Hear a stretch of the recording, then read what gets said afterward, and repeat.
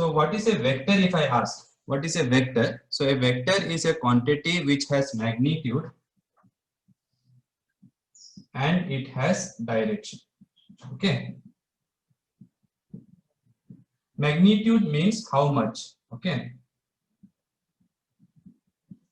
So for example, if I say I apply a force of 10 Newton, that 10 Newton is the magnitude of the force. Or if I say I'm running with velocity 20 meter per second, then 20 meter per second is the magnitude. Direction means wherever you are going. Where? Okay. So direction tells you where is the vector directed, and magnitude tells you the strength of the vector, the magnitude, the strength of the vector, how much it is. Okay. Now, how to represent both in a diagram? Both can be represented in a diagram by drawing an arrow, a line with an arrowhead. So this is called the head of the arrow and this is called the tail of the arrow. Okay. So wherever the arrow is pointed, that will give the direction. And what will give you the magnitude? The length of this vector. So the length of this vector will give you the magnitude. Okay, so if the magnitude, if the quantity is force, let's say force 10 Newton, then this length will represent 10 Newton. This length will measure 10 Newton force. Okay, so please remember, length of the vector gives you magnitude of the vector, and wherever the arrow is pointed, that will give the direction. Okay, then one very important question is, when are two vectors equal? When are two vectors equal? So two vectors are equal. When can I say? Anyone remembers? When they have same magnitude only. So suppose I have one vector which is this much length, another vector this much same length. So only magnitude should not be equal, right? Magnitude should be same, direction also should be same. Magnitude should be same, direction also should be same. Then we say the two vectors are equal. So if I say this is A bar and this is B bar, okay. If I say this is A bar, this is B bar, then I cannot say A bar is equal to B bar right now, because right now they may have same magnitude. The length may be same, the direction is not same. So if one vector is like this, one vector is like this, or one vector is like this, another vector is like this, okay, then you can call these are what vectors? Equal vectors. Negative vector means if I say one vector is negative vector of another. Okay, so if I say A bar is minus of B bar, then what it means is they have same magnitude but opposite direction. So if A bar is this much, B bar will be this much.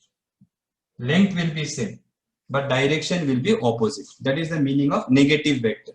So negative vector means the vectors have same magnitude. Why? See, if you take modulus both sides, if you take modulus means magnitude you are taking. So if you take magnitude, if this is let's say 10 Newton, this will be also 10 Newton. Understood? No. So magnitudes are equal. Minus will not come here when you take modulus. That is the meaning of negative vector. Now, if you take a vector and you multiply it with a scalar. Scalar means just a number, numerical value, 2, 3 like that. So if you take a vector and you multiply it with a scalar, okay, m represents a scalar, then this vector may be longer than this, may be shorter than this, but direction will be same. So if A bar is here, B bar will be here. Okay, so if m is less than 1, let us say m is half. If m is half, then it means what? B bar is half of A bar. That means if you take magnitude, if this is 10 Newton, this will be 5 Newton. If this is half. If this is 2, then if this is 10 Newton, this will be how much Newton in magnitude? If this is 2 and this is magnitude 10 Newton, then this will be how much? 20 Newton. So that will be longer vector. Okay, so B bar will be longer. So the point is, it may be longer or shorter, it doesn't matter. But whenever you multiply a scalar to a vector, the direction remains same. If it is a what scalar? Positive scalar. If you multiply negative scalar, then direction will be opposite. Okay, so keep that in mind. Then you know that it is always nice to know what is something made up of. What is something made up of? Like for example, this marker is made up of atoms, like me, you, everything around us is made up of atoms. People are always interested to know what is something made up of. Similarly, you can think of a vector is made up of something called unit vectors. Unit vector. So definition, if I ask, okay, only definition if I ask, only definition, then you have to simply say it is a vector whose magnitude is 1. It is a vector whose magnitude is 1. But why it is very useful? And the way you write unit vector is you use some letter and put a cap. Put a cap. Okay. So don't write bar. So for unit vector, we don't put bar, we put cap. Now, just like everything is made up of something, you can think this vector A bar, you can think is made up of unit vectors, meaning you can, let us say this length is, let's say 5 Newton. If this is force, it will be 5 Newton. If this is velocity, this will be 5 meter per second. If this is displacement, then this will be how much? 5 what? If it is displacement, this will be what? 5. What unit I should write? Meter. Yes or no? So the unit will depend on which quantity this vector represents. Right now I'm just discussing vectors, no physics. Okay. So what we will do is, we will, if this is 5, if the magnitude is 5 units, then I will divide this into 5 parts. 1 part, 2 part, 3 part, 4 part, 5 part. Then this each part will have magnitude 1, and that is nothing but your unit vector. You can write whatever letter you want. If you write n cap, no problem. That means you can say 5 times n cap. 5 times n cap will give you A bar. In other words, A bar has 5 unit vectors. A bar has 5 unit vectors in this direction. Now 5 I wrote, what was 5? Magnitude of A bar. So you can also write A times n cap. Okay, now if you want, no sir, I want to write A cap here. No problem, write A cap. And this 5 represents what? This 5 represents magnitude of this vector. So A bar is equal to magnitude times unit vector. So if you take magnitude both sides, you will get same, because magnitude of this is 1. So this represents magnitude of this vector. Okay. So definition is clear, right? Unit vector. Then we came to then very important question, students. Very important question is, they will ask you state and explain. State and explain. They can ask you either triangle law of adding two vectors or parallelogram law. So if I ask this, please don't write this. If I ask this, don't write this. And if I ask one of them, don't write both of them. Now, state and explain. How should you write the answer? State means you have to write the statement. The statement is very neatly given in our EPL. So please read the statement. Explain means you just have to draw a diagram and write R bar equals to A bar plus B bar. Let me explain. So how to remember the statement? Very simple. Triangle law, you just draw some triangle, any triangle you want. Just draw a triangle. Okay. Now let us make this side. Let us say this side represents a vector. Then I have to put arrow mark here. Yes or no? So let us say this side of the triangle represents this vector. Okay, this side of the triangle represents this vector. Similarly, this side represents another vector. Now look at the arrows. Look carefully. These two are in the same order or not? Same order means like this, like this. These two are in the same order or not? Same order means you are going like this, then you are going like this. Then this other side will be your resultant. R bar. So you have to write here R bar equals to A bar plus B bar.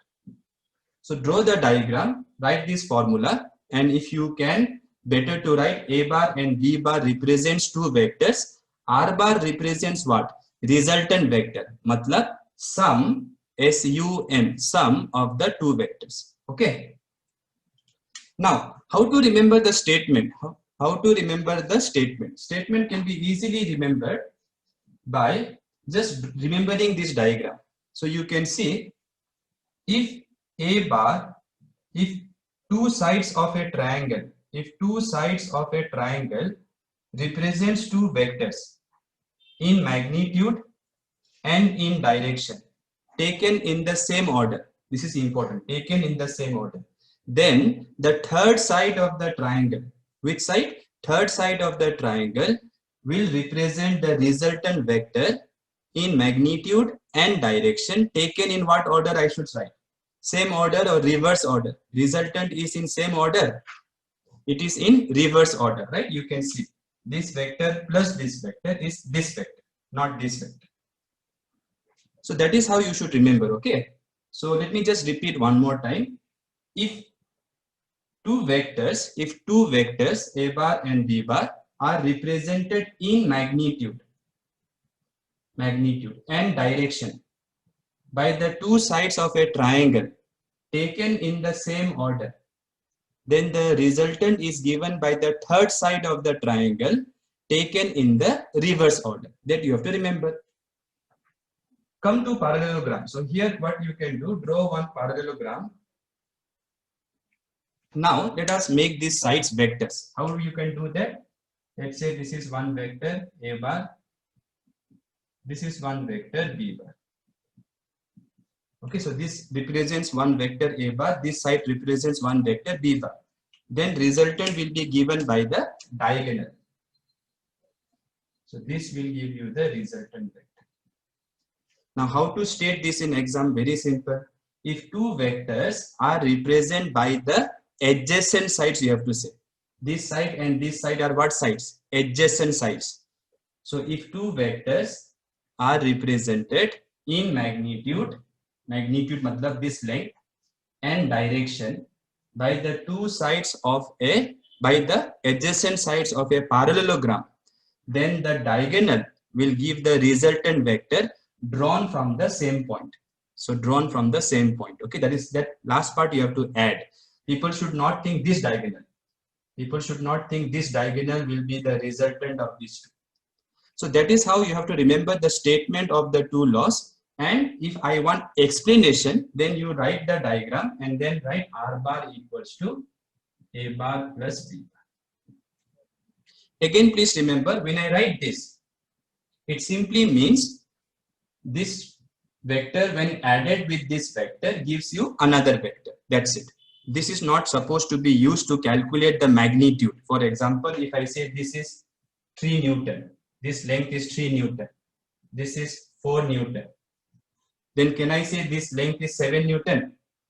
Can I say resultant is 7 Newton? We cannot say, okay? You can clearly see if this is 3, this is 3, this can never be 7, no? So please try to remember this small thing, okay? So this is just writing the resultant of two vectors, and this formula is saying that when you add two vectors, you get another vector. That's it. Now comes the important question. What is the magnitude of the resultant vector? So to derive that formula in a very easy way, just tell me this quickly. Suppose I give you a triangle and I say this angle is theta. this side is, let's say, 10 meter, then how much will be this? This side will be how much? In terms of tan and theta, you have to say 10 cos theta. So this will be 10 cos theta and this will be 10 sin theta. Right? How it comes? Suppose you don't know. Then suppose you have question mark here. Then what is cos theta? Cos theta is adjacent by hypotenuse. So if you cross multiply, it will be 10 cos theta. Okay, so like that easily you should be able to find the adjacent side and the opposite side. For opposite side, you have to use sin theta. So if you don't know this also, right, question mark. So sin theta will be what? Question mark by hypotenuse. So question mark will be 10 into sin theta. So this will be 10 sin theta, this will be 10 cos theta. Okay, so if you remember this, we can do the derivation very easily. But again, for exam purpose, you write the way we have done in the regular class. For revision, let me try to show you in a very simple way how you can derive. So imagine this vector is A, this length is A. A means what? Magnitude of A bar. And this vector is B. Okay, B means magnitude of this vector, B bar. Now I want resultant vector's magnitude, I want first. So what you do, you draw a parallelogram, right? Then you draw this diagonal. The length of the diagonal will be the magnitude of the resultant vector. The length of the diagonal will be the magnitude of the resultant vector which I want. Now right now, if I ask you to solve this, it is very difficult to find this length, right? Of course, they will give you this angle also. This is theta, angle between the two vectors which you are adding. So how to find this length easily? First you extend this. Then from this point, from the tip you drop a perpendicular. Now I have seen many students doing like this. Is this perpendicular to this, students? Is this perpendicular to this line? No, so you should not draw like that. You should draw perpendicular. 90 degrees. Now why am I drawing perpendicular? Because the moment you draw perpendicular, you can see right angle triangle. Yes or no? Now look carefully. If this is theta, this angle also will be theta. Right? All these are corresponding angles. This side is parallel to this side. So the angle this will make with this line will be same as the angle made by this with this line. So if this is theta, this is also theta. If this is B, this is also B. Why? Because it is parallelogram. We are using parallelogram law. So now this is a right angle triangle, see, this small one. So if this is B, this length will be what? If this is B, this is theta, this will be what? B cos theta. Yes or no? Just now I told you, if hypotenuse is 10, adjacent will be 10 cos theta. And this will be what? This will be B sin theta. Look at this small triangle. Right? Now look at this big triangle. Let me call this, I don't remember what I call this. O, A, B, C, D, that's it. C, D. See, whatever letter you want to use, you can use. Now look at this big triangle. In this big triangle, what is the hypotenuse? R. So R should be root over adjacent. This is the adjacent for this big triangle. What is the adjacent? A plus B cos theta. So A plus B cos theta square plus this is B sin theta square. Everybody understood or not? Right? So basically for this big triangle, if I draw separately here, this is R. This length is, this much is A, this much is B cos theta. So this is A plus B cos theta. And this is B sin theta. Correct now? So for this I am applying Pythagoras theorem. Hypotenuse square is equal to adjacent square plus opposite square. So then if I remove this, the square root will come. Right? So this will become now root over This one you can use the formula a plus b whole square. So a plus b whole square will be what? A square plus this square plus 2 into this into this. This is your formula of school formula, right? A plus b whole square plus here b square sine square theta. Then from here and here you can take what common? B square you can take common. So r will be equal to root over a square plus b square common, and whatever left will be what? Cos square theta plus sine square theta will be what? 1. So no need to write. The remaining part is what? 2ab cos theta. So in a very simple way, see, I have derived without doing too much of description. But in exam, if you do like this, you will not get full marks. In my exam, I remember my first exam I did like this. I got only 3 marks out of 5 marks. When I told my sir, I have done everything. No, like that. He told, what everything? Where is the description? Directly like this, how can you write like that? So I got nice scolding. So in board exam, if you want to get full 5 marks, you have to write nicely. Okay, so you have to write in triangle OBD like that. OB square is equal to OD square plus BD square. Then OB means this length, which is the length of the resultant vector. And length of the vector means what I told, magnitude of the vector. So this OB represents R square. OD means OC plus CD like that. Are you understanding or not how to write in exam? This is BD square. Are you understanding how to write in exam? OC will be what? OC will be A. And CD also directly you should not write. Separately you should write cos theta equal to adjacent is CD. Hypotenuse is BC, which is your B. Then CD will be B cos theta. So this will be B cos theta. So like that, same way we have done in our EPL or in class also I have done. So this will give you the magnitude. Now, suppose you want to know direction. Direction of whose? Resultant vector. So let us measure this angle. Because already they will give me this vector. No. A bar and B bar, we are adding students. So A bar and B bar should be given to me. So I know A bar is here. So if I know alpha, this angle, I will know where is the resultant vector. So to find the direction of resultant vector, I should give this alpha. So tan alpha if I do, opposite, this big triangle you see, opposite is B sin theta. Adjacent is what? A plus B cos theta.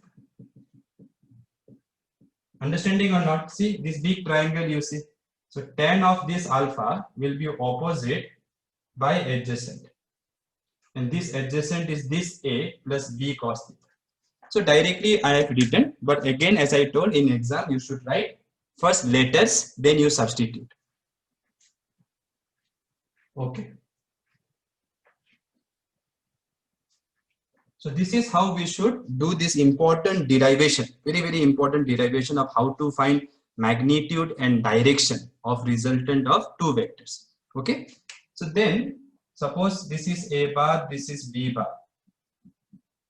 And they want not A bar plus B bar, they want A bar minus B bar. Then what you do, you write this one as A bar plus minus B bar. Matlab, what is minus B bar? Just now I told negative vector. So negative vector means you flip B bar. This is B bar, so minus B bar will be here. This is minus B bar, right? This is B bar, this is minus B bar, ulta. Then you add A bar with minus B bar. So this will be your A bar minus B bar. Okay, so that is how you can find the difference of two vectors. Then something very important is rectangular components. Rectangular components of a vector.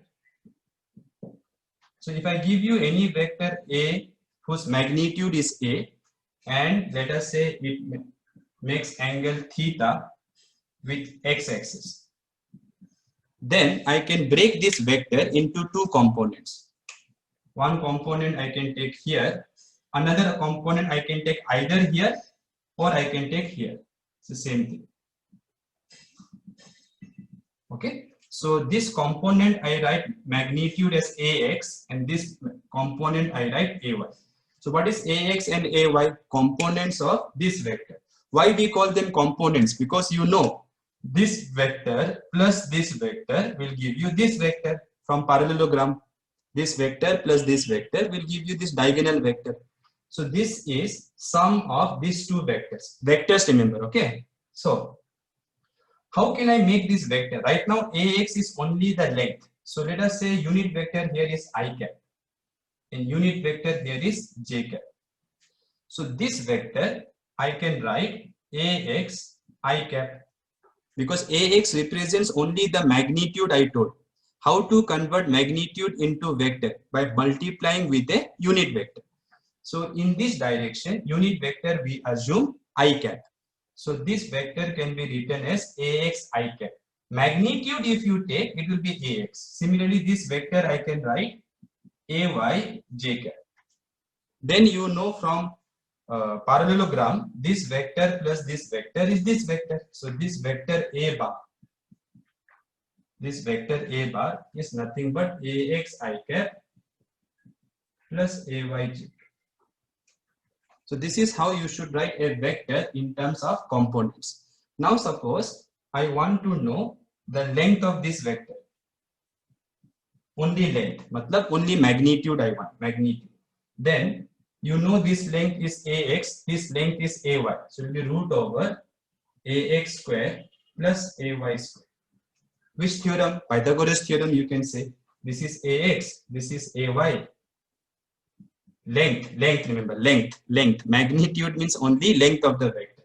So this is ax, this is ay. So this length will be root over ax square plus ay square. Similarly, if you want to know this angle, tan theta, then you can write ay by ax. So now one very simple question can be asked. If magnitudes of the components are equal, components can never be equal. Components can never be equal because one vector is here, one vector is here. No, one component is here, one component is here. So how can the components be equal? So remember, components can never be equal, but magnitudes can be equal. Yes or no? It is possible that if this is 5 Newton, this is also 5 Newton. It is possible. So if magnitudes are equal, what is the angle made by the vector with x-axis? Then from here you can easily calculate. So tan theta will be what? If these two are equal, this will be what? No, angle tan theta will be what? Tan theta will be what? So theta will be 45 degree. So when a vector makes 45 degree, when this is 45 degree, you know that the components will be equal. This component and this component will be equal in magnitude. Okay, fine. So this is how you can find magnitude of the vector if you know the components.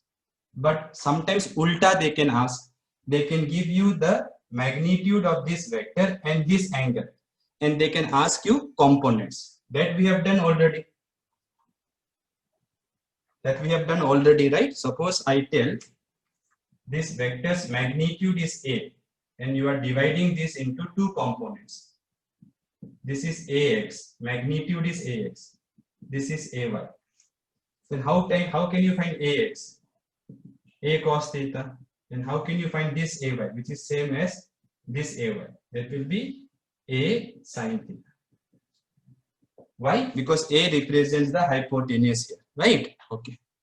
So if they want components, you can use this formula to find the components in terms of these quantities.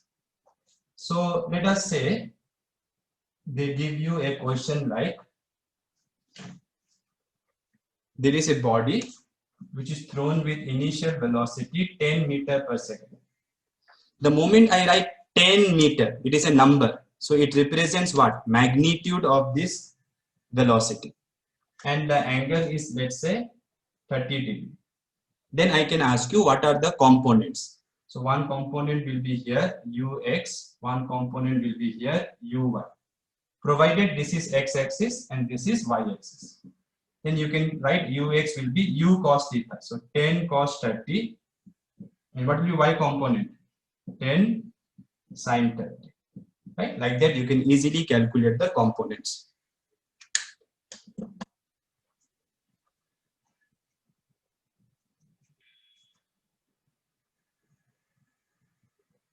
So are you clear with the components?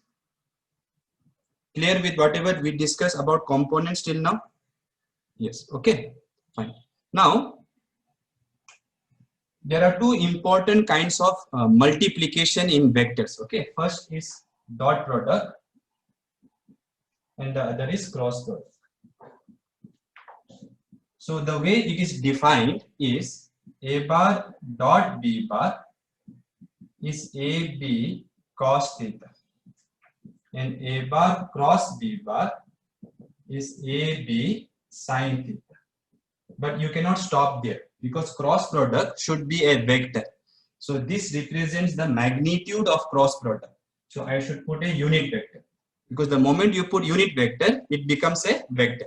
So now this side is also vector, this side is also vector. So dot product gives you, remember, scalar. Cross product gives you vector. Okay, so one important question I can ask, when is dot product 0? When is dot product 0? When the angle between them is 90 degree. But you should not write just 90 degree. You should say angle between the two vectors is 90 degree. Or you can say the vectors should be perpendicular. Clear or not clear? Similarly, when will be cross product 0?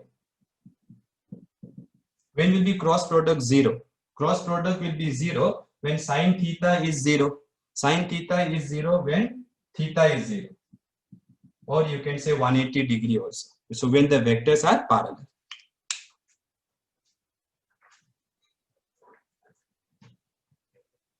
Then if you want to write dot product in terms of components. Okay, so let us take only two components for revision. So I have two components like this. For revision purpose, I will take only two components. Okay, you can include z component also. So when you take dot product, this dot this will give you ax bx. Why? Because I cap dot I cap dot I cap will be 1. Why 1? Because I cap magnitude is 1. This I cap magnitude is 1. Cos is 0. Angle is 0 because they are same vectors. I cap. So cos 0 will be 1. So I cap will give you 1. I cap j cap will give you 0. When you take dot product of this with this, you will get 0. Why? Because I cap is along x axis. J cap is along y axis. So they are perpendicular. If they are perpendicular, dot product will be 0, we have told. So this dot this will be 0. This dot this will be 0. This dot this will give you ay by. J cap dot j cap will be 1. 1 no need to write. So you can see the answer, it contains only numbers. It contains only numbers. These are numbers, right? Components are numbers. For example, if I write velocity vector as 3i cap plus 4j cap, then who will say this is number? Is this this is number or what? This is number. In school you studied like that. 1 I cap, 2 j cap, 3 k cap. No, this is not number. But this 3, this vx, this is number. This vy, this is number.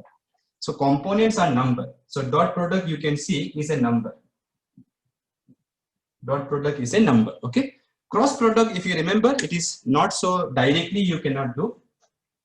So let me quickly revise once. Let me quickly revise. So if I give you a bar as 3i cap minus 2j cap plus 5k cap, b bar equals to I cap plus j cap plus 2k cap, then how to find cross product? without doing actual multiplication. Actual multiplication will give you many terms. I told you people to try, but I only tried that day, if you remember, and I posted in the group also. So without doing actual multiplication, the easier way to do is write I cap here, j cap here, k cap here. Okay. Then components of first vector, you write here 3, -2, 5. Components of second vector 1, 1, 2. These are the components. Okay. Now you want the, because you know this will be vector, you know cross product is a vector. So since it is vector, it will have I cap, then minus, if you remember here, j cap, then plus k cap. So you know the answer should come this way because it is a vector. No, since it is vector, it will not be a number. It will be in terms of I cap, j cap, and k cap. So how to find the x component? Forget these two. Multiply these two. This is first. So -2 into 2, -4. Minus 5 into 1, 5. Then to find the j component, forget this part. Then multiply this first. This first. Okay, so 3 into 2, 6, minus 5 into 1, 5. Then to find the z component, forget this one. Forget this one, multiply this first. 3 ones are 3, minus -2 into 1, -2. So like this you have to write. So this will be how much? -9 I cap. This is 1, minus is there, -1 j cap.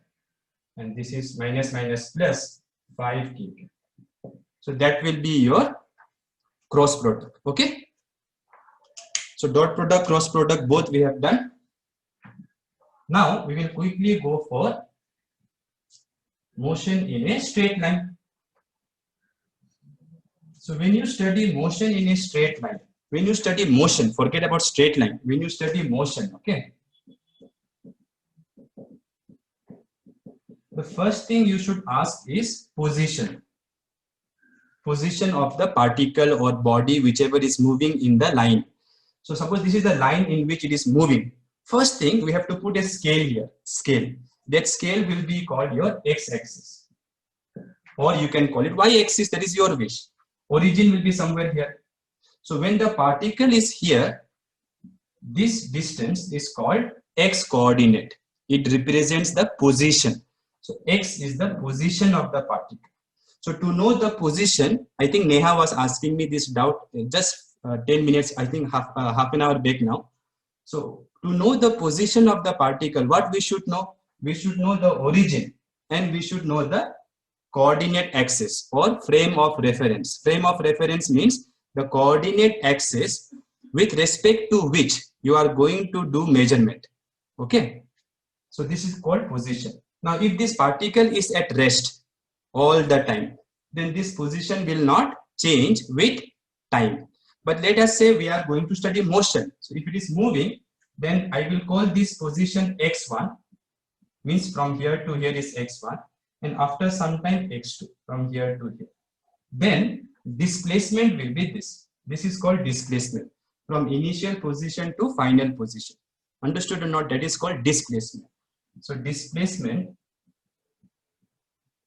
will be given by x2 minus x1. This minus this will give you this, which we write delta x. Then it will take some time. So time taken, I will write delta t. Sometimes they will say time taken is 2 seconds. 2 seconds. Then this will be 2 seconds. Sometimes they will say when it was here, time was 2 seconds. When it is here, time is 6 seconds. Then what is time taken? When it is here, the stopwatch is showing 2 seconds. When it is here, the stopwatch is showing 6 seconds. Then what is time taken? Then it's 4 seconds. So don't worry about whether T2 minus T1 I should write. It all depends on the meaning. What is the meaning?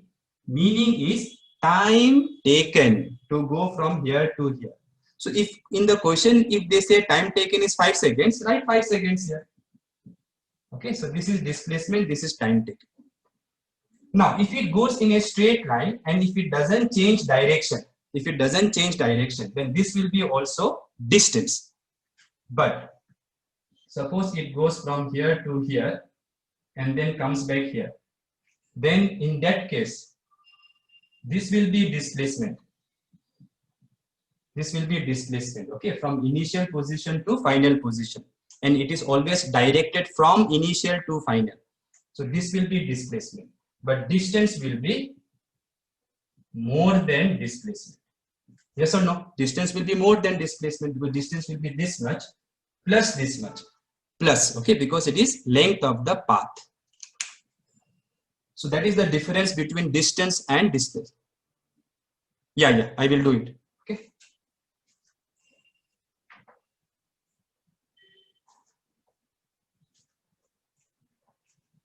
So they may ask you some differences between distance and displacement. Right? You know that this is the length of the path.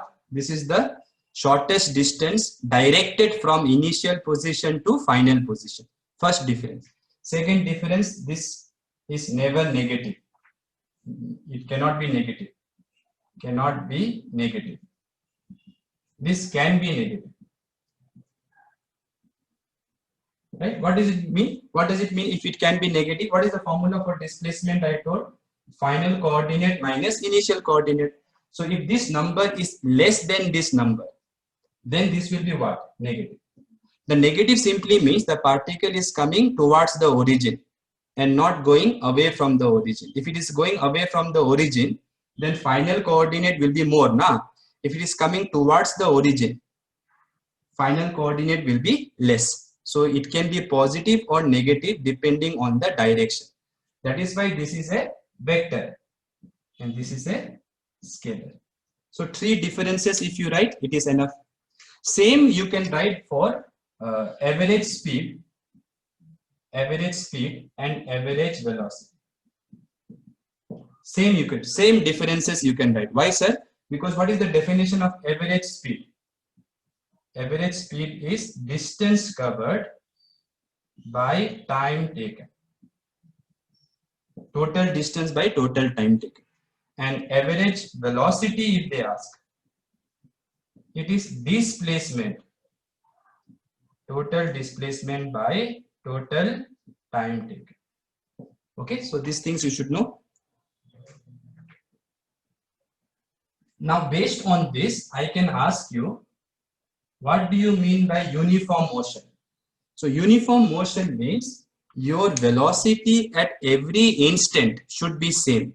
That means what? You should cover equal displacements in equal intervals of time.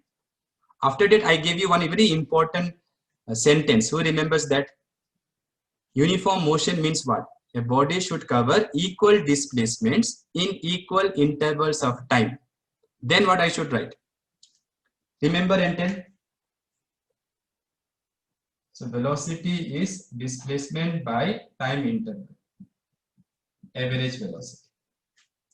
No matter how small the time taken be. Very good. So no matter how small is this time, this displacement should be equal. So if this is equal for equal intervals of time, so for every 1 microsecond, if the body covers 1 millimeter, so 1 millimeter in 1 microsecond, 1 millimeter in 1 microsecond, 1 millimeter in 1 microsecond, then in that case we can say the velocity is constant. Yes or no? And that is called uniform motion in a straight line. Now this is the definition of what velocity? Average velocity. Suppose you want instantaneous velocity. Instantaneous velocity. Then what we do? We write the limit of average velocity. We write the limit of average velocity when the time taken tends to 0. So when the time taken is very, very small, so that there is no chance only for velocity to change. So in that case, your instantaneous velocity, your average velocity will become instantaneous velocity. And this we write dx by dt.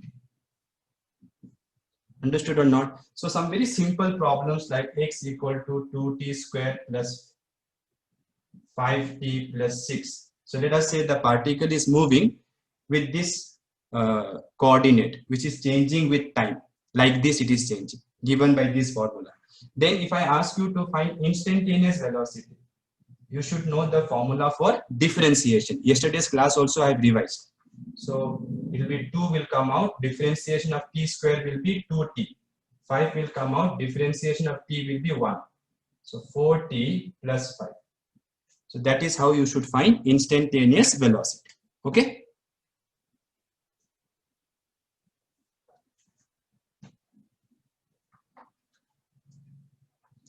Then suppose you want to know average acceleration. Then average acceleration is final velocity minus initial velocity by time taken. Time taken. You can write directly delta V also. So this is how we define average acceleration. If you want instantaneous acceleration, then you have to take limit of delta V by delta T if delta T tends to 0. Now tell me something. When is average marks of a class? Neha, you should not answer. When is average marks of a class equal to marks of all the students? Marks of any one student. If everyone got same marks, then average marks will be same as marks of one student. Similarly, if I say average acceleration is equal to instantaneous acceleration, matlab acceleration at any time is equal to average acceleration, then it means at every time same acceleration is there. Matlab for every student same marks. See, marks changes from student to student. No, here acceleration can change with what? Marks changes from student to student. Acceleration can change with what? Acceleration can change with time. So from one time to another time, if I go and I find that instantaneous acceleration is same as average acceleration, then it means acceleration is constant. Okay, similarly, if somebody says average velocity is equal to instantaneous velocity, if average velocity is equal to instantaneous velocity, this means velocity is constant. Okay, students, and this one we call uniform motion. Not this one, okay, this one is not called uniform motion. Here, since there is acceleration, the body will move like this. It will cover more and more distance. Here, if velocity is constant, it will look like this. In equal intervals of time, it will cover equal displacement. So this is, if acceleration is constant, we don't say uniform motion. When velocity is constant, we say it is uniform motion. Okay, then yesterday's class, I'm sure most of you have seen already, I know. So already we have discussed slope of xt graph is velocity, slope of vt graph is acceleration. So those things you should know. And area under vt graph, area under velocity time graph is displacement. Quickly tell me if anyone remembers area under acceleration time graph. Those who have seen yesterday's video will be able to answer. Very good. Change in velocity. Super, super. I'm very happy that you people are seeing those videos. Okay. So, very, very important derivation for 3 marks. V equal to U plus AT. For 3 marks, this derivation is suppose asked. Then, it depends on what method they will ask. So, suppose they say graphical method. And here, let me say calculus method.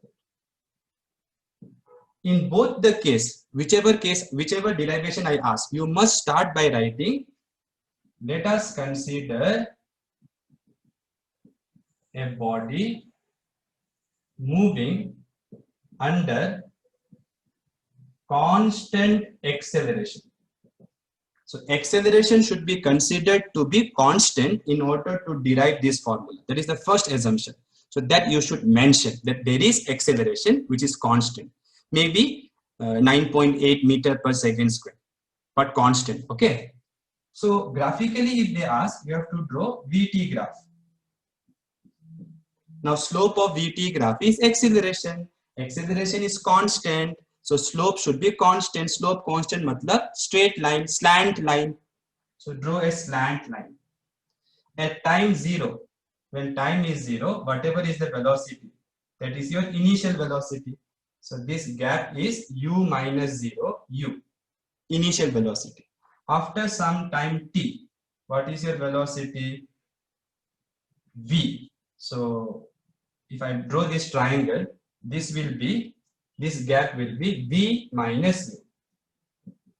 Right? So how to derive this? Graphically, if they ask, we know graphically slope of VT graph is acceleration, we all know already. And slope in mathematics means what? Tan theta. Slope means tan theta. Tan theta is opposite. Opposite is V minus U. Adjacent is this much is t minus 0 equal to a. So cross multiply, v minus u will be at, v will be u plus a. Simple 3 marks derivation. Calculus if I ask, then you start with the derivation a is equal to dv by dt. Start with the definition of acceleration. Since it is constant, you can write average also, but better to write a. It is constant. A is equal to dv by dt. Now cross multiply. After cross multiply, you integrate. When time is 0, what is the initial velocity? U. Here you should write limits of velocity. Here you should write limits of time. After time t, what is the velocity? V.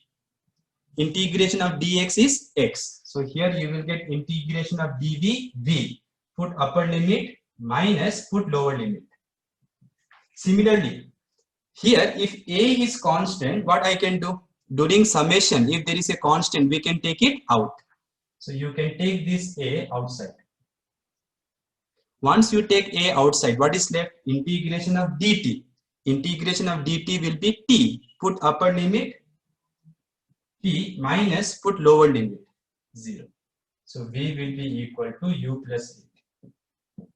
So whichever method you do, one method, if this method is asked, do this way, 3 marks. If this method is asked, do this way, 3 marks. But please mention u is initial velocity, v is final velocity. Initial matlab at time 0, final matlab after time t. Then if they ask you for 5 marks, somebody was asking numericals for 2-3 marks. Usually for 2-3 marks, we don't ask numericals. Sometimes they may ask you. And here, for example, they can ask you a simple question. Initial velocity is 2 meters per second. Final velocity is 10 meters per second. Time taken is 2 seconds. Find acceleration. So like that, if it is a very simple one equation only if you are using, without using 2 equations or too much derivation, too much calculation if it is not there, then such questions can come for 2 marks. Okay. Later when I do projectile motion, I will give you more examples of 2 marks kind of numericals. Okay, then suppose they ask s equal to ut plus half at square. For that, graphically if they ask, displacement we have to find. So you all know displacement is area under VT graph. So this is your VT graph. Why this is your VT graph? Because acceleration is constant, remember. If acceleration was not constant, graph will be curved. If it is curved, it will be very difficult to find the area. So this area we need. So how I wrote this area? I divided this total area into area of rectangle. So area of rectangle will be what? Length into breadth. So this is U, this is T. So this is this area, this area. So this area is this, right? Then this triangle, how I can write? Half into base, this is base, which is T only, into height. Height is what? V minus U. Right? Then you can use the first equation. First equation is V equal to U plus AT. So V minus U will be AT. So wherever is V minus U, put AT here. So displacement will be UT plus half AT square. Correct? 5 marks. But if I ask this, you should not do only this. You should do this one also. Then you should do this one. Calculus way if I ask, then how you should do calculus way? Let me rub more space. Let me take more space. So if I ask calculus way, then you should simply write v equal to dx by dt. Start with this formula. Instantaneous velocity, cross multiply, then integrate. In the next step, you should do integration, okay, for board exam. Then when time is 0, position coordinate is, let's say, 0 only. So let's say it starts from origin, no problem. After time t, let us say it reaches up to x coordinate. What will be displacement now? If I start from origin and go up to x, what will be displacement? X itself, right? So this will be your displacement. So integration of dx is x, put upper limit, lower limit, x minus 0, which is x.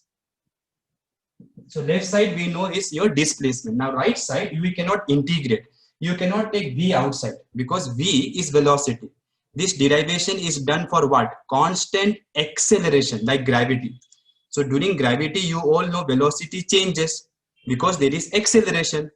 So velocity you cannot take outside. So what I will do? I will write the first equation. V is equal to what? U plus at. Then you can integrate this into two parts. U dt plus integrate at dt from 0 to t, 0 to t. Now v is the instantaneous velocity, no? So that is changing with time, we know. But initial velocity, your birthday doesn't change, remember. So initial velocity is constant. So initial velocity you can take out. Constant matlab it doesn't change with time, remember. Now what Stalin was saying in one of the problem, I remember. See, if I throw something with 2 meters per second, then as the body moves, initial velocity will be 2 meters per second only. Final velocity will keep changing because of gravity. But maybe tomorrow morning I can throw with another initial velocity, yes or no? So you cannot say, sir, you told initial velocity is constant. No, like that. For a given motion, initial velocity is constant. For another motion, initial velocity can change. No. So here we are studying motion of one object, motion of one object for some interval. So during that motion, initial velocity is constant. So take initial velocity outside. 0 to t. Acceleration though is constant only. 0 to t. Correct? So this will give you ut, integration of dt is t. And what is integration of x dx? X square by 2. So integration of t dt will be t square by 2. And this is your formula, x equal to ut plus half at square. Again, use these formulas only when acceleration is constant. Then the last equation is v square minus u square equal to 2as. Again, they may ask you graphically also. They can ask you calculus way. Now, graphically, if they ask, first thing you have to draw the graph and derive the first equation. So first, derive the first equation. Artha, understood or not? First, you have to derive that. Directly, don't do this. First, you have to derive the first equation. Once you have done that, then you use this technique, average velocity. Average velocity, you know, is displacement by time taken. Time taken is t now. Now, Channa, you were saying, sir, time taken is t2 minus t1. I start from 0 time. If I start from 0 to t, then time taken will be t only. In this formula, t is what? Time taken for velocity to change from u to v. So u is what? Velocity at what time, students? U is velocity at what time? T equal to 0. Therefore, time taken will be t itself. So this is one formula for average velocity. Another formula for average velocity, which can be used if acceleration is constant, remember, is u plus v divided by 2. So this you have to remember, okay? So u plus v divided by 2. So since both the left sides are same, right side also should be same. Then you cross multiply, 2s will be v plus u into t. Correct? No, after cross multiplying. Now t you try to find from the first equation. So you take this side. So t will be what? V minus u divided by a. This is from the first equation. Put this t here. Put this t here. So you will get 2s equal to v plus u into t is what? V minus u divided by a. Cross multiply. 2as is equal to, this is a plus b, a minus b formula. V square minus u square. So this is same as v square minus u square equals to 2as. Don't tell me, sir, this should be this side like that. A equal to b means b equal to a. Now calculus way how to do.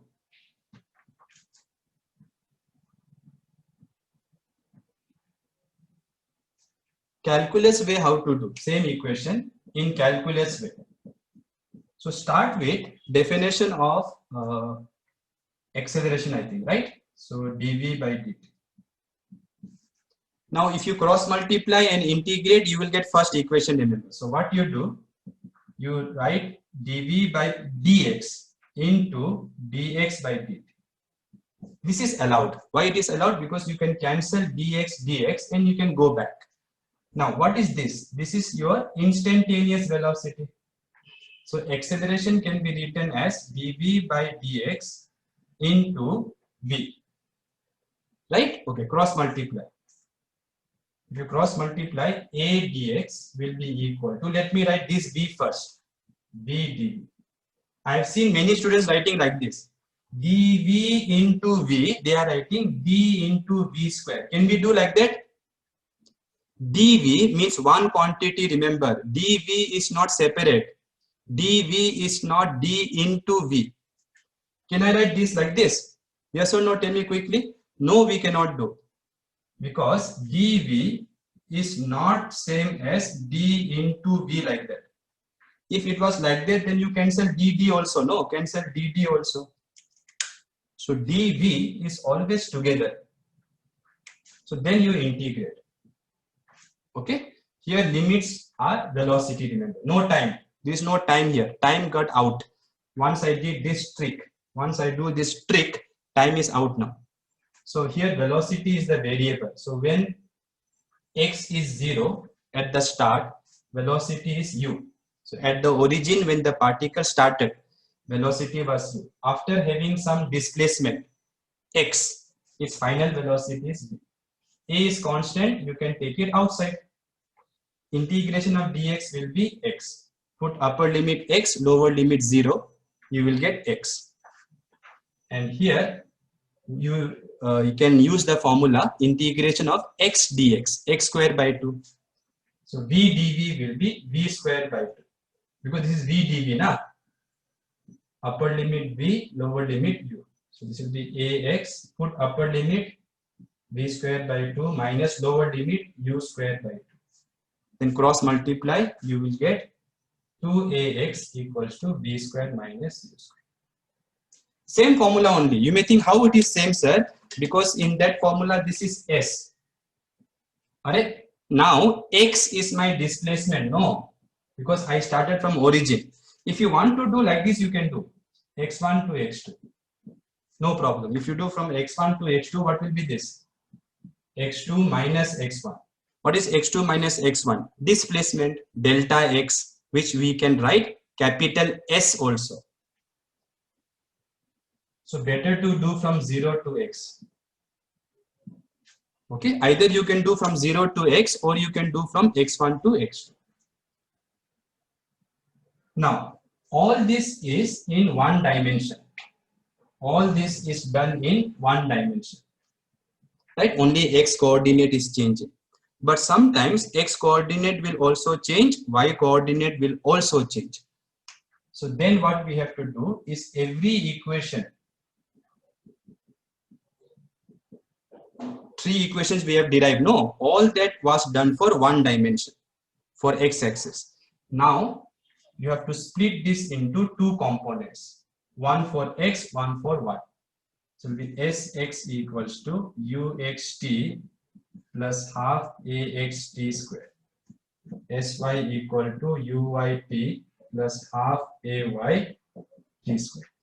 So like that, every equation will split into two equations, one for x-axis, one for y-axis. Similarly, formula v square minus u square equals to 2as. That formula will become vx square minus ux square equals to 2ax sx. Vy square minus uy square equals to 2ay sy. Then v equal to u plus at, you write yourself. Okay. Now, if you apply this to gravity problem, okay, if you go back few half hour before, I told you if this is a vector A, it has two components. This is A cos theta, this is A sin theta. But if this vector was, let's say, here, then it will not have x component. Why? Because this angle will be 90. So if the angle is 90, A cos 90 will be 0. So if a vector is like this, it will not have x component. Similarly, if a vector is like this, it will not have y component. So please remember that, very useful. So then one very important derivation is energy scalar quantity. Because energy comes from work done. Work done is dot product of force and displacement. Energy can be expressed as work. Work is dot product of force and displacement. Therefore, since it is dot product, it is a scalar quantity. And it doesn't obey vector addition rule also. If I put 10 joules of heat, and again I put 10 joules of heat, total joules will be 20 joules. You should not write root over 20 square plus 20 square like that. That is done for vectors only. So energy does not obey vector addition rule, remember. Okay. Now for projectile motion, one very important question is derivation of equation of projectile. Equation of projectile. Okay, so when I say equation of trajectory, or they will say show that the path of projectile is parabola. Now, equation of trajectory, students, means you have to give me y coordinate of the particle in terms of x coordinate. So if I know how y coordinate changes with x coordinate, then it means what? I know the position of the particle at different instants, which means I can plot the path. Okay. So to derive this equation, you have to find a formula for y coordinate in terms of x coordinate. So let us quickly start. So imagine this is x-axis, this is y-axis. What are here? What will be here? Quickly. No time. What is here? Clouds with birds flying. Okay. Now that you don't have to write in exam. Okay. This is just for showing to you that this is vertical and this is ground. Now, imagine there is a football here. Okay, so at time 0, I'm assuming the particle is at origin, which means this whole formula which I derived is true for when the particle starts from origin, remember. So when the particle is here, let me give it some velocity u at angle theta. So what this arrow represents? This arrow represents the initial velocity vector. Vectors we draw by arrows only. Today only I taught, right? So initial velocity, it is a vector. So I'm drawing this arrow. Now immediately you can tell me it will have two components, ux, uy. Ux will be u cos theta, uy will be u sin theta. By the way, students, solpa be careful. If the angle is given not with x-axis but with y-axis, if this is given as theta, usually we don't do that. But if this is given as theta, then this will become your what? This cos will become sine, and this sine will become cos. Okay, the reason is very simple. If this is theta, this will be your adjacent. So this will be cos now, and this will be sin. But usually we don't do that, so don't worry. Now, after some time, the particle cannot go straight, remember, because gravity is this way. Acceleration due to gravity is this way, everywhere, okay, everywhere. So the particle will go in this kind of path. So after time t, the particle has reached here. Okay, so displacement of the particle will be what? This will be displacement, this from here to here. So that displacement, you can take two components, one here, or you can show one here, one here. So if I say this point has coordinates x comma y, coordinates, then this is your x and this is your y. Yes or no? And that matches with my displacement. Displacement along x, displacement along y.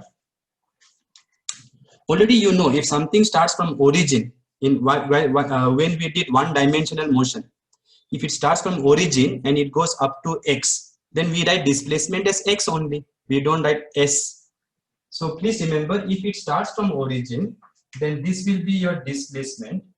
This will be x component of displacement, which is x coordinate also. And this will be y component of displacement, which is y coordinate of the particle at time t. So now to derive this equation, what we should do? Sx is equal to uxt plus half ax t square. So use this formula. From where to where? From here to here. Because I wrote t na. So t is what? Time taken from here to here. Okay. So Sx is your x coordinate. Ux is u cos theta. Ax is 0. Ax is 0 because acceleration is along y-axis, remember. So acceleration along x-axis is 0. If it is gravity problem. If it is gravity problem and if x-axis is taken horizontal. So from here, what will be t? X by u cos theta. Equation 1. Then you write the other equation, Sy equal to uyt plus half ay t square. Sy is the y component of displacement, which is upward, remember, because the particle is going this way. Don't draw this, don't draw, I'm just showing. So this is x component of displacement, this is y component of displacement, so it is upward. So this is y. Since I wrote upward, it means upward has to be taken positive here. We have no other choice. So upward I have taken positive. Uy is u sin theta. U sin theta is also upwards. But acceleration due to gravity is downwards. So I must write minus g. I must write minus g. Okay. Then to find the equation of projectile, what I need? Y in terms of x. So what I should substitute now? Can anyone tell me? What I should substitute? T. So if I substitute for t, what will I get? Y equal to u sin theta. T is x by u cos theta minus half g, minus because plus minus is minus, t square. T square will be x square by u square cos square theta. U cancel. Sin by cos is tan theta x minus g divided by 2u square cos square theta x square. So this is your equation of trajectory, 5 marks. But at the end, please write, thus the path is parabola. Why path is parabola? Because there is square. Quadratic equation it is. If this square was not there, it will be linear. Okay. After that, you have some 3 important derivations, which is very, very simple. Quickly, let me do it. Okay. Let us quickly see derivation of time of flight. So time of flight means time taken by the body to reach to the same horizontal level. To reach to the same horizontal level. Okay, so I throw the body with velocity u at angle theta. Here time taken is 0. Here time taken is capital T. So I want time of flight. So let us call this axis y-axis, this axis x-axis. So it will have two components, ux here, uy here. Ux will be u cos theta from vectors which we did today itself. Uy will be u sin theta. Now the time 0 point means here. After what time I will take? I will not go up to here. I will choose this point. At that point, if you look carefully, the velocity of the particle, you can see velocity is always drawn tangent because we are talking about instantaneous velocity. So tangent, tangent, tangent, tangent. So when the particle reaches here, velocity will be like this. So since it is parallel to x-axis, this is your x component of velocity. Here, your y component of velocity will be 0. So since I know y component of velocity is 0, let me use equation which contains y component of velocity. So using Vy equal to Uy plus Ayt. Now, from here to here, time taken is capital T. From here to here, time taken will be T by 2. Because we are not assuming air resistance. So time of ascent and time of descent will be same.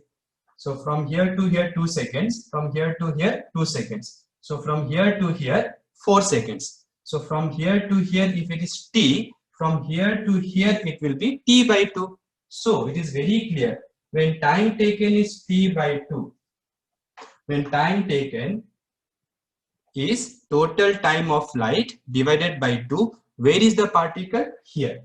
And when the particle is here, what is Vy? Vy is 0. So that is the condition you have to substitute. When time taken is T by 2, Vy is 0. Now what is Uy? Uy is u sin theta. Upwards. U sin theta upwards, I have written positive.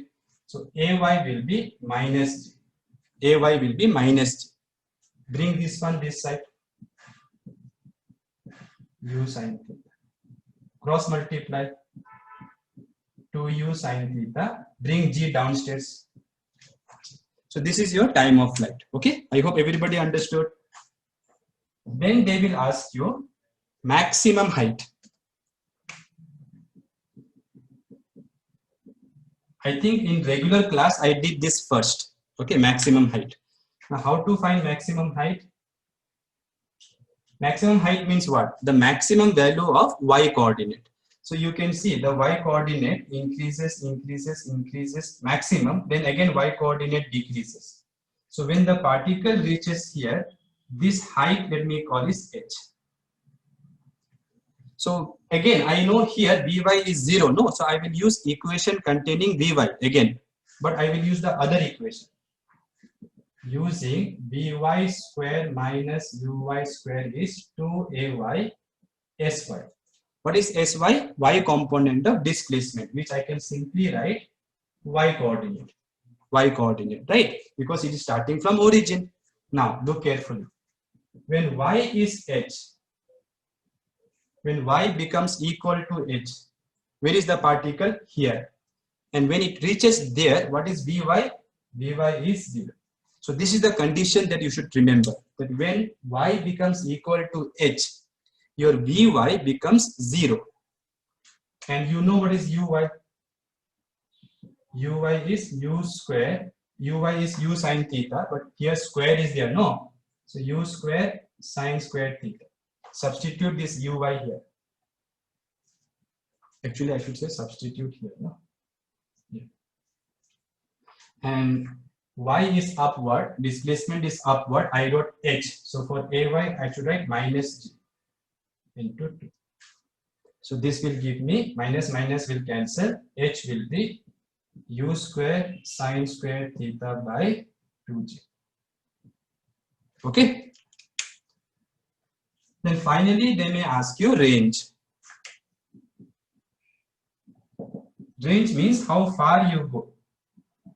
So range is x coordinate or y coordinate?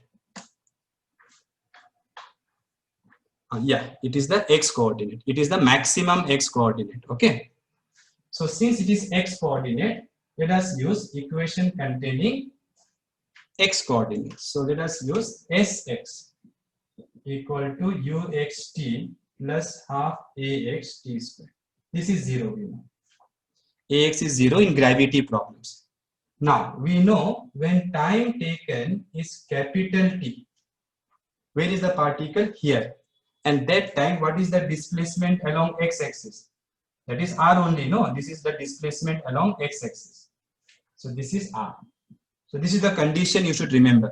When time taken is capital T, your displacement along x-axis is nothing but range, which we have to derive. And what is ux? Ux is u cos theta. So r equals to u cos theta. And time taken, we have done already, time of flight we have done, 2u sin theta. So range will be what? U square 2 sin theta cos theta by j. Later when you will study trigonometry more in detail, that time you will study 2 sin theta cos theta is equal to sin 2 theta. So wherever 2 sin theta cos theta is there, you can write sin 2 theta. That is your range. Okay, now one last derivation for 3 marks. Only derivations I am doing, okay? Yeah, Karthik is asking, he was waiting when to ask, sir is going like bullet only, bullet train only. So what is rectilinear motion? Can anybody answer what is rectilinear motion? I think I've never used this word, no, Karthik?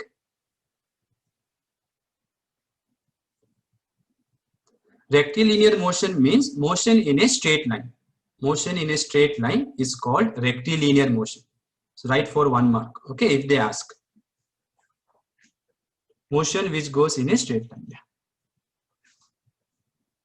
After this, this last derivation let me do, then I will ask any questions. I think Neha has some few 1 mark questions which you could not find the answer. Neha, are you there or not?